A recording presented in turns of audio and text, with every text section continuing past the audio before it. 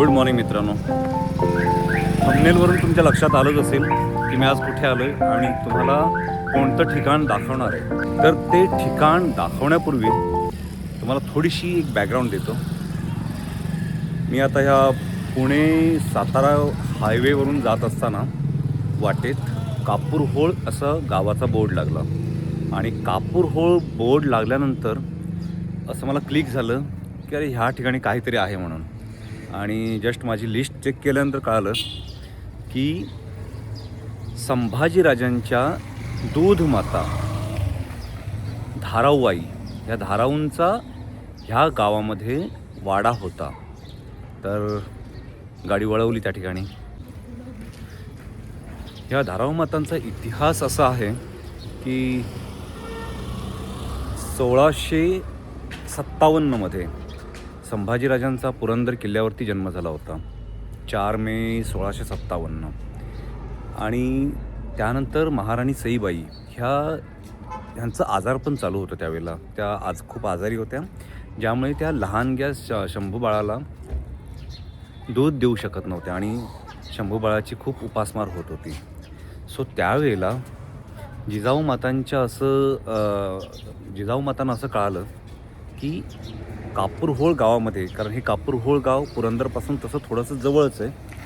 So ह्या कापूरहोळ गावामध्ये इथे पाटलांच्या घरी कोणी महिला आहे की जिचं नुकतंच बाळंतपण झालेलं आहे. त्यामुळे शंभू बाळाला दूध तिच्याकडून मिळू शकतं. त्यामुळे जिजामातांनी पाटलांना बोलावणं धाडलं की धाराऊंना गडावरती पाठवून द्या म्हणून. आणि जिजामातांचं बोलावणं आल्यानंतर हे जे गाडे पाटील होते, ते गाडे पाटील त्यांनी धाराऊंना हे सांगितलं की असा निरोप आलेला आहे. त्याप्रमाणे धाराऊ माता आपल्या 2 लहान मुलांना घेऊन गडावरती गेल्या आणि त्या गडावरती राहू लागल्या आणि शंभूराजांच्या दूध पाण्याची व्यवस्था त्यांच्याकडून होऊ लागली. सो त्यामुळेच शंभूराजांच्या ह्या दुसरी आई म्हटलं जातं. धाराऊंना शंभूराजांची दुसरी आई म्हटलं जातं.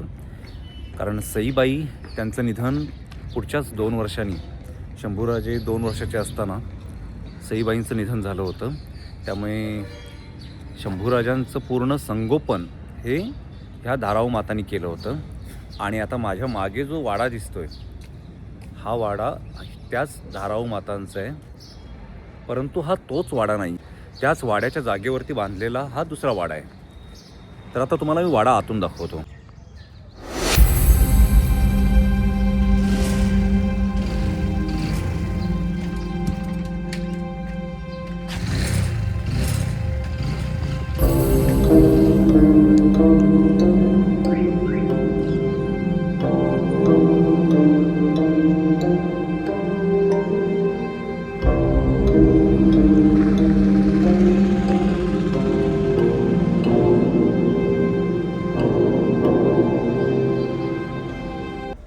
वाड्याच्या आतमध्ये हे मारुतीचं मंदिर बनवलं इथे.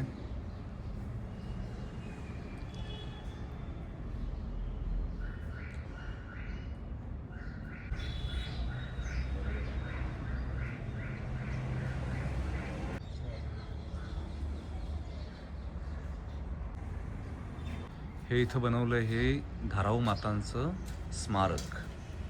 आणि ह्या स्मारकाच्याच इथे धाराऊ मातांनी आपल्या मांडीवरती शंभूराजांना घेतलेला हा फोटो लावला आहे.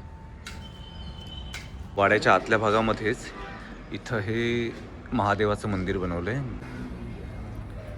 धाराऊ मातांनी ही जी सेवा केली होती, ह्या सेवेची परतफेड म्हणून नंतर धाराऊ मातांच्या 2 मुलांना शिवाजी महाराजांनी आपल्या सेवेमध्ये ठेवून घेतलं होतं. जे अंतोजी होते, अंतोजी गाडे पाटील, या अंतोजींना त्यांनी प्रतापगडावरती आणि जे रायाजी होते त्यांना रायगडावरती असं त्या दोघांनाही आपल्या सेवेत रुजू करून घेतलं होतं. आणि धाराऊ मातांचा नवरा, ज्याचं नाव होतं तुकोजी, या तुकोजींना त्यांनी ही कापूरहोळ गावची पाटीलकी दिली होती. आणि ह्या तुकोजींचे जे भाऊ होते त्यांना ह्या कापूरहोळच्याच बाजूला एक हरिश्चंद्री म्हणून गाव आहे. त्या हरिश्चंद्री गावाची पाटीलकी त्या तुकोजींच्या भावाला दिली होती. असा हा थोडक्यात इतिहास आहे. आणि हे ठिकाण जे आहे हे अगदी हायवेला अगदी लागून आहे. म्हणजे कापूरहोळ गाव हे हायवेवरचंच गाव आहे. आणि हा जो धाराऊंचा जो वाडा आहे, हे स्मारक जे आहे धाराऊंचं, हे अगदी हायवेला लागून आहे. म्हणजे खास कुठे वेळ काढून जाण्याची गरज लागत नाही. तर आपण ह्या मार्गाने जर प्रवास करत असू तर जाता जाता आपण ह्या ठिकाणाला भेट देऊ शकतो. धाराऊंचा हा वाडा हा त्यावेळचा वाडा नाही आहे. हा आता नव्याने कदाचित ग्रामस्थानी असेल किंवा सरकारकडून असेल, पण हा नव्याने त्याच जागेवर बांधलेला. शंभूराजांच्या दूधमाता धाराऊंबद्दलचा हा माझा व्हिडिओ तुम्हाला कसा वाटला हे मला कमेंट बॉक्समध्ये नक्कीच कळवा. आणि माझं चॅनल सबस्क्राईब केला नसेल तर कृपया चॅनल सबस्क्राईब करायला विसरू नका.